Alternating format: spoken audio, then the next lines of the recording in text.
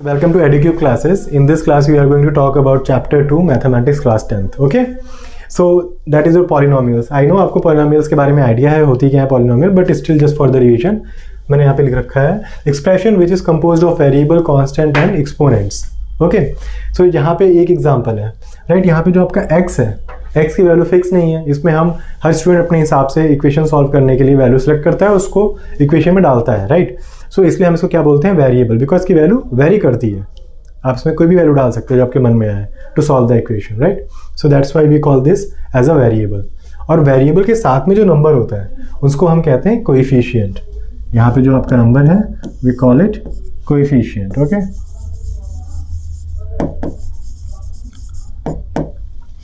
and then calling this constant is what, जिसके साथ कोई भी वेरिएबल ना रहे. नंबर लाइक 7 इक्वेशन में आपने लिख रखा है, उसमें वेरिएबल के साथ में नंबर है और एक नंबर है अकेला, इसके साथ कोई भी वेरिएबल नहीं है. सो वो जो नंबर होगा इक्वेशन का उसे हम क्या बोलेंगे, will call it a constant. And then exponent. Exponent क्या होता है, वेरिएबल की पावर. जैसे यहाँ पे इस x हमारा वेरिएबल है, इसकी पावर क्या है 1. सो इसमें एक्सपोनेंट इसका क्या हुआ 1 हुआ. दूसरी जो हमारी इक्वेशन है उसमें इसका एक्सपोनेंट कितना है 2 और यहाँ पे कितना है 1, राइट? एंड जो हमारी थर्ड इक्वेशन है जो हमने लिखी है क्यूबिक इक्वेशन, इसमें हमारे क्या क्या कोएफिशिएंट हैं, that is your a, b and c. और हमारे क्या आते हैं जो एक्सपोनेंट्स हैं, दोज आर 3, 2, हियर 1, राइट? सो आपको वेरिएबल, कांस्टेंट, एक्सपोनेंट और कोएफिशिएंट, इनमें आपको डिफरेंस समझ आ गया होगा, राइट? सो ये एक बेसिक इंट्रोडक्शन पार्ट था. Now will move ahead and see कि आगे क्या है. Okay, polynomial zero. Basically zero of a polynomial होता क्या है? Zero of a polynomial is कि जो आपके पास पॉलिनोमियल इक्वेशन लिखी हुई है उसमें वेरिएबल्स में आप वो कौन सी वैल्यू डालोगे जिससे आपका पूरा पॉलिनोमियल है वो जीरो हो जाए, उस वैल्यू को हम कहते हैं polynomial of a zero. Okay, zero of the polynomial. जैसे कि मेरे पास ये इक्वेशन लिखी हुई थी, it is a polynomial, so and variable is x. Okay, so I have written this equation is written in which variable x, that is why I have denoted it p in brackets. I have written x is equals to then the equation. अब इस वाली equation में मैं अगर -1 डाल दूंगा तो जहाँ जहाँ पे भी मेरा x है वहाँ पे मैं कौन सी वैल्यू डालूंगा, मैं -1 की वैल्यू डालूंगा. और उसके बाद जब मैं इक्वेशन सॉल्व करूंगा सो मुझे मिलेगा 0. इससे क्या समझ आता है कि जब हमने x की वैल्यू को -1 डाला तो हमारी जो पूरी इक्वेशन थी वो 0 हो गई. That is y x is equals to -1 is my zero of the polynomial, zero of my polynomial. Okay, I guess ये तो बहुत बेसिक था, आपको समझ आ गया होगा. Now general type of polynomials. Polynomials होते क्या हैं और हम उसको डिस्टिंग्विश कैसे करते हैं डिफरेंट कैटेगरी में. आपके पास एक पॉलिनोमियल होता है linear, then you have quadratic polynomial, then cubic, and इसके आगे भी पॉलिनोमियल्स होते हैं. तो हमने जो नेमिंग करी है ये किस बिहाफ पे करी है, ये हम कैसे फाइंड आउट करते हैं कि वो लीनियर है या वो क्वाड्रेटिक है या वो क्यूबिक है, that I will tell you in next page. Here you just see, यहाँ पे जो degree is your largest exponent of the polynomial. Largest exponent of the polynomial we call it degree. यहाँ पे आप देखो हमारे पास पहले इक्वेशन लिखी गई है y is equals to ax plus b. तो हमारे पास यहाँ पे वेरिएबल कौन सा है, हमारे पास यहाँ पे वेरिएबल है x, और x की पावर कितनी है यहाँ पे 1, राइट? तो अगर पावर आपकी x की 1 है तो ये वाली इक्वेशन होगी आपकी लीनियर पॉलिनोमियल. हम कहेंगे इसे linear polynomial we call it. वहीं पे आपके पास अगर इक्वेशन लिखिए y is equal to ax plus bx plus c. So यहाँ पे हमारे पास कितने वेरिएबल्स हैं, हमारे पास 2 वेरिएबल हैं, but we have to select the highest exponent among these 2 variable.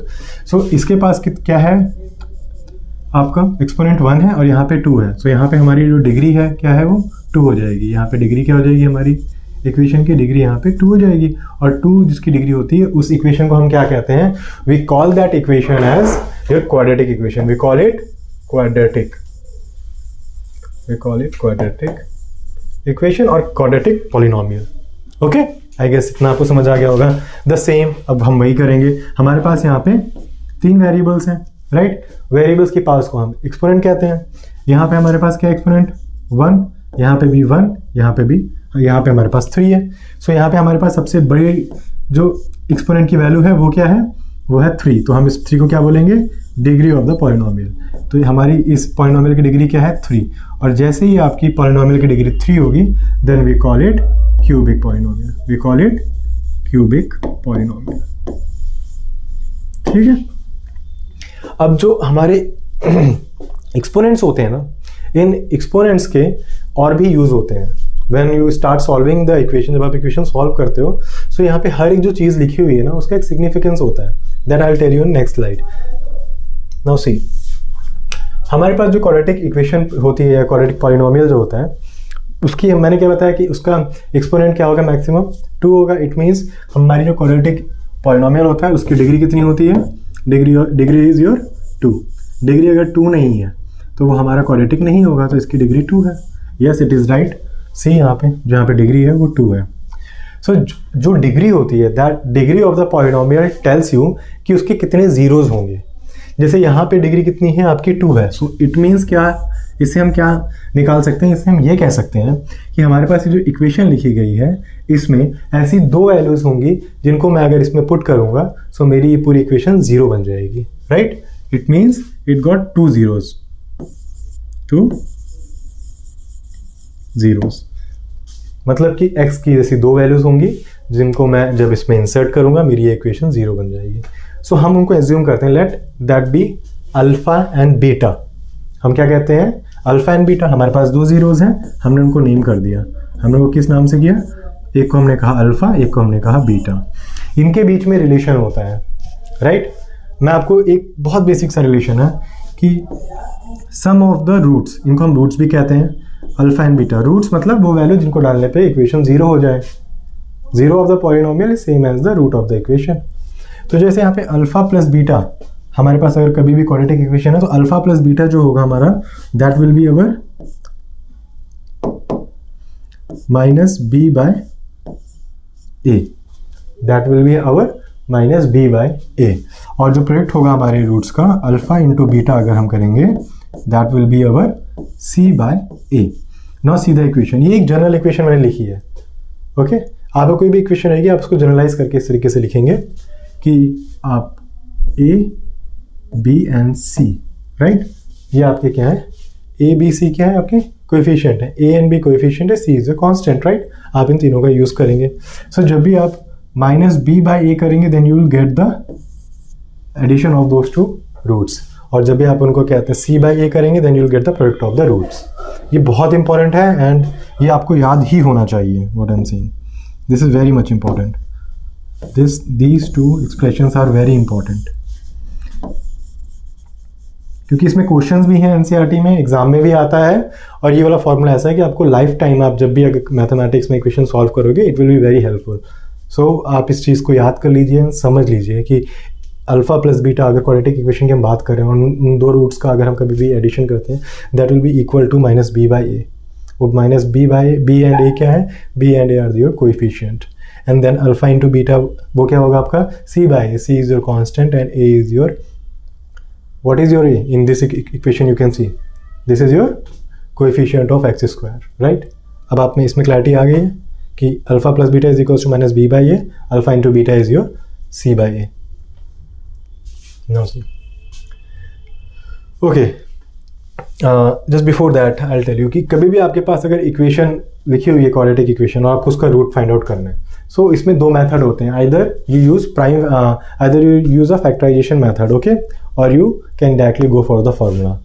सो जो हमें फॉर्मूला दिया गया है that formula is something like, let me write, alpha comma beta अगर आपको कभी भी निकालना है, ये 2 वैल्यूज क्या होंगी इसमें, it will be your minus b plus minus under root your b square minus 4 ac upon 2a।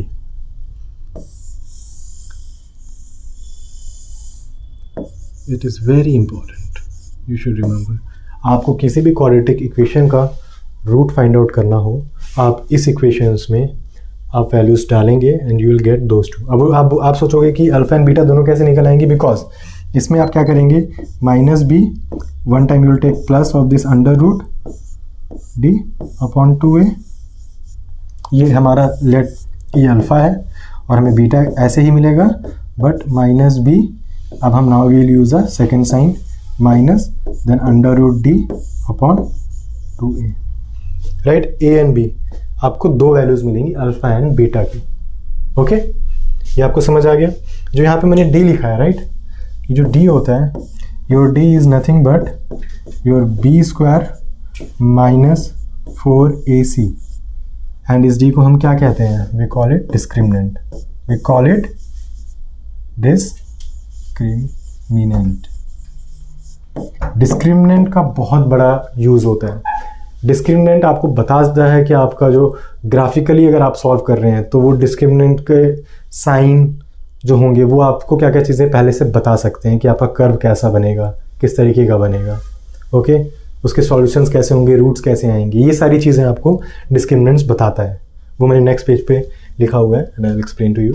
देखिए, आपका जो डिस्क्रिमिनेंट है which is your b square minus 4ac, ये अगर आपका पॉजिटिव आता है, राइट, मतलब कि जो अंडर रूट वाली आपकी वैल्यू है minus b, sorry under root में तो माइनस आएगा ही नहीं, अदरवाइज वो इमेजिनरी हो जाएगी, वो आएगा, बट जैसे this is your b square minus 4ac।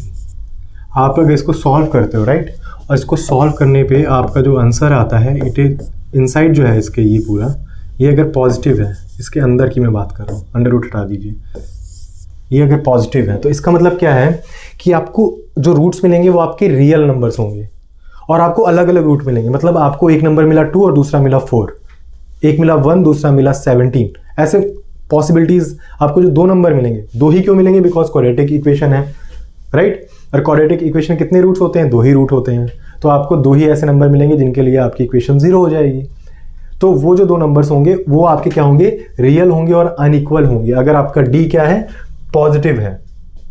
और वहीं पे अगर आपका ये बी स्क्वायर माइनस 4ac वाली जो वैल्यू है, राइट, डी, अगर आपका ये 0 हो जाता है तो हम इस 0 से क्या बता रहे हैं, 0 से मतलब है कि आपके वो जो वैल्यूज होंगी वो रियल तो होंगी पर वो सेम होंगी, that will, both values will be the same, right. 2,2, 3,3, 4,4, ये सारी वैल्यूज आपकी सेम ही रहेंगी। दोनों जो आपके जो रूट्स मिलेंगे alpha and beta will be equal.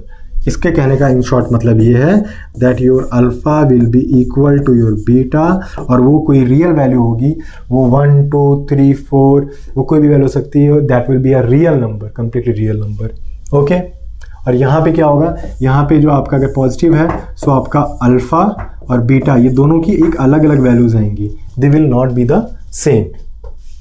Okay, not talking about the third scenario.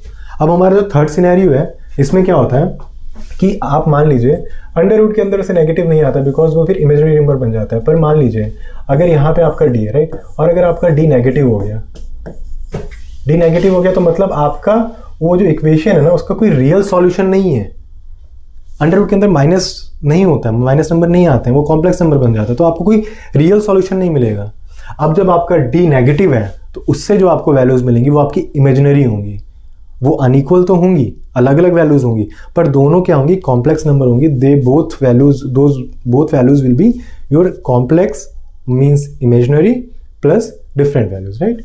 वो आपकी अलग वैल्यूज होंगी बट वो आपकी इमेजिनरी वैल्यूज होंगी, उनको आप नंबर लाइन पे प्लॉट नहीं कर पाओगे, ग्राफिकली आप उनको शो नहीं कर पाओगे कि वो कहाँ लाई कर रहे हैं। उनके लिए हमें दूसरा मेथड और दूसरा ग्राफ यूज करना पड़ता है। ओके, तो इतना तो आपको एल्जेब्रिकली समझ आया कि अगर आप इक्वेशन सॉल्व कर रहे हो, वैल्यूज से ही आप केवल बात कर रहे हो, सो ये सारी आपकी अप्रोच होंगी। बट इसका ग्राफिकल इंटरप्रिटेशन क्या होता है, ग्राफ में हम ये सारी चीज़ें कैसे यूज़ कर सकते हैं। सो पहले मैं कुछ चीज़ें मिटा देता हूँ और फिर आपको एक्सप्लेन करता हूँ।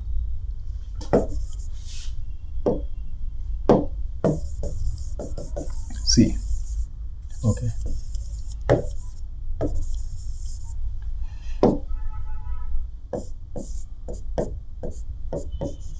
ओके, नाउ सी, जब आपका डी पॉजिटिव है, right, the time your D is positive, it means आपको दो रियल वैल्यूज मिल रही हैं जो अनइक्वल हैं।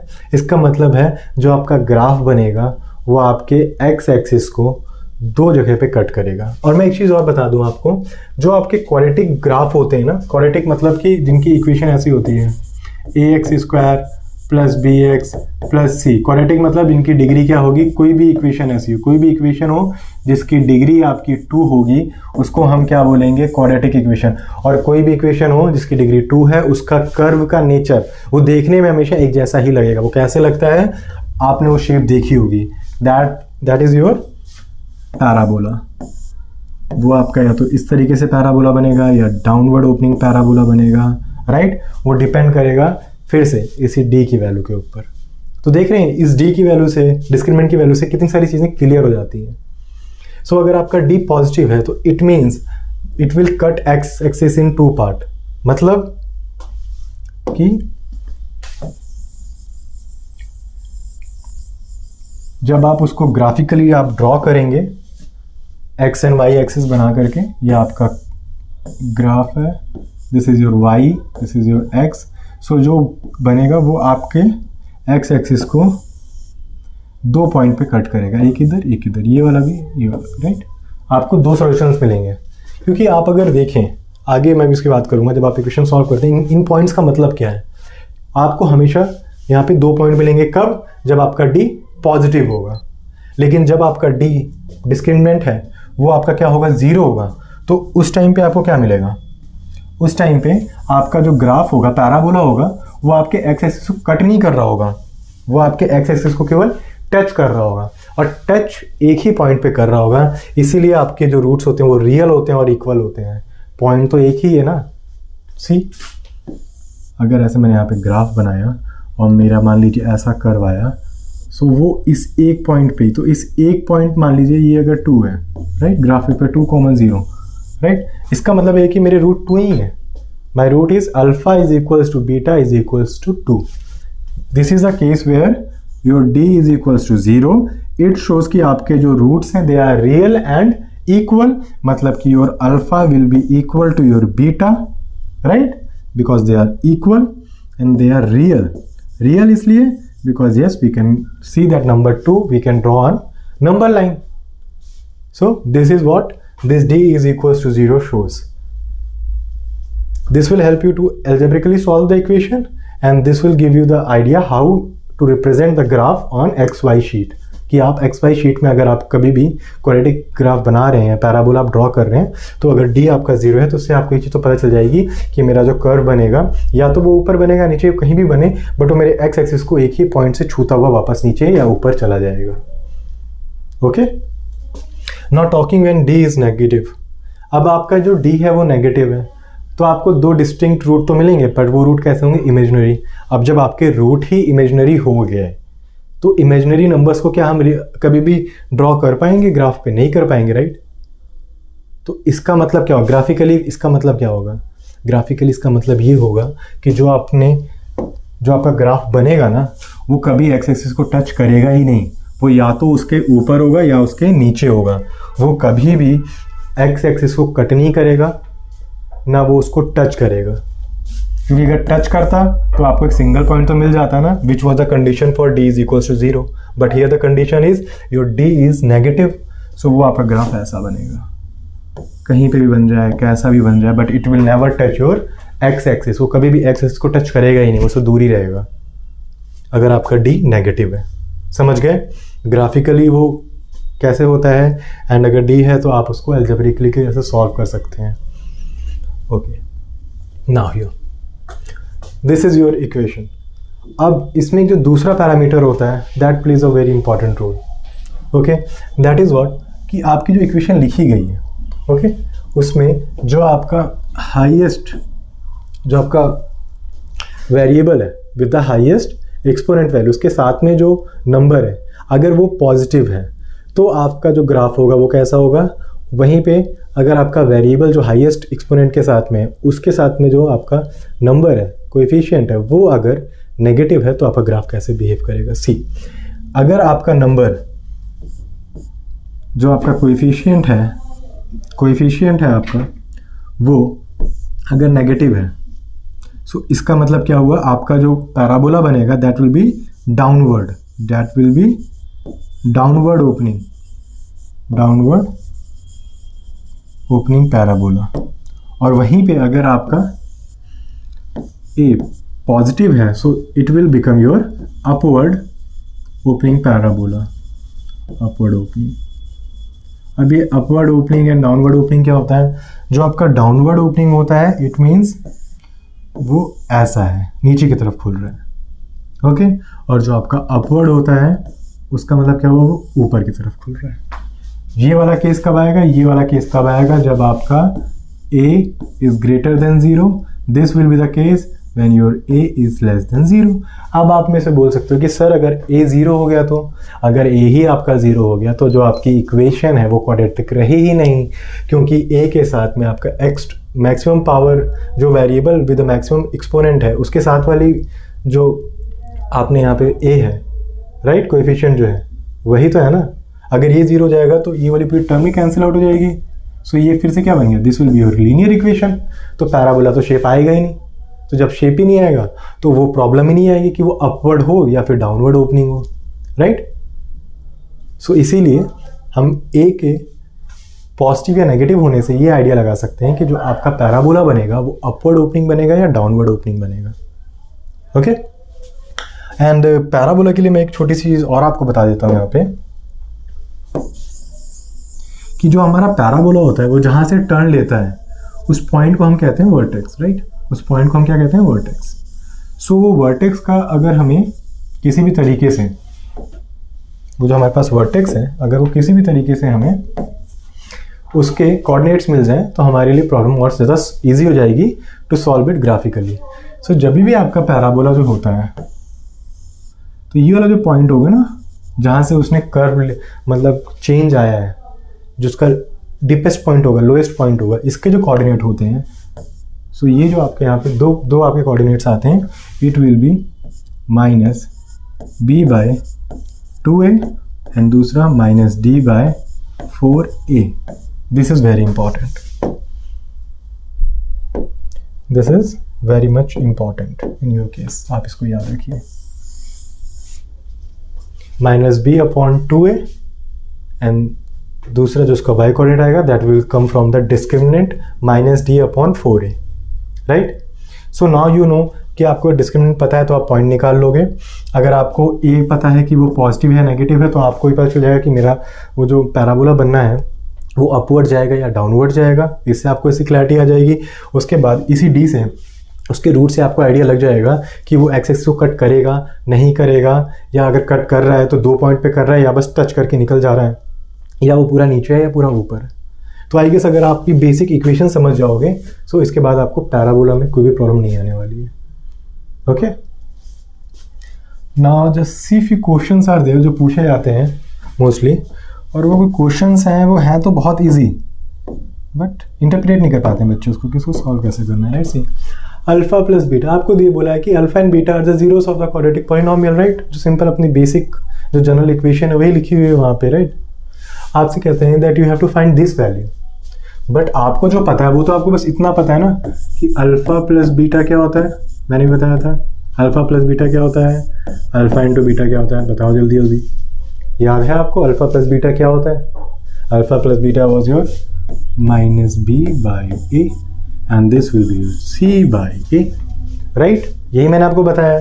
सो आपको तो यही पता है, बट आप ये वाली आपको इक्वेशन दिया होगा उस पर वैल्यूज आपको पता होंगी, पर यहाँ पे तो पूछा ए स्क्वायर प्लस बी स्क्वायर है।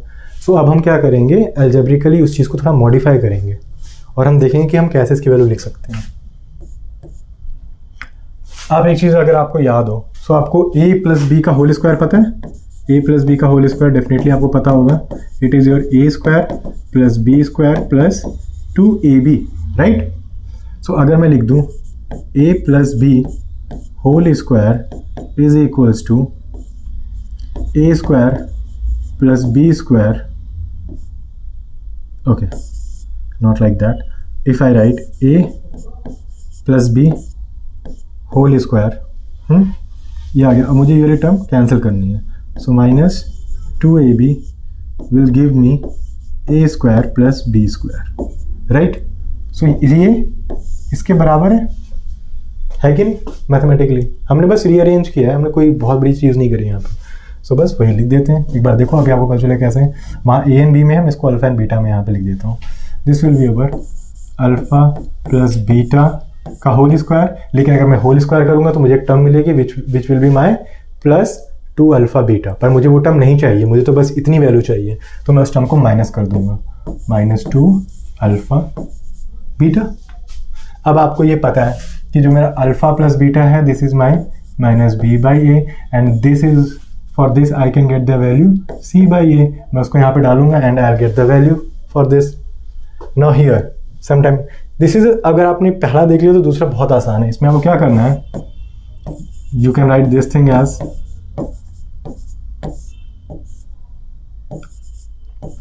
राइट, इसकी वैल्यू आपको पता ही है, this is your c/a and then this you can write alpha plus beta whole square -2 alpha beta, जो अभी हमने ऊपर किया था वही सेम चीज़ यहाँ पे लिखी हुई है। अब हम सेम इसको यहाँ पे यूज़ कर लेंगे। अब ये इक्वेशन देखने में लगती है कि टफ है, बट अगर आपको बेसिक याद हो वो क्या था,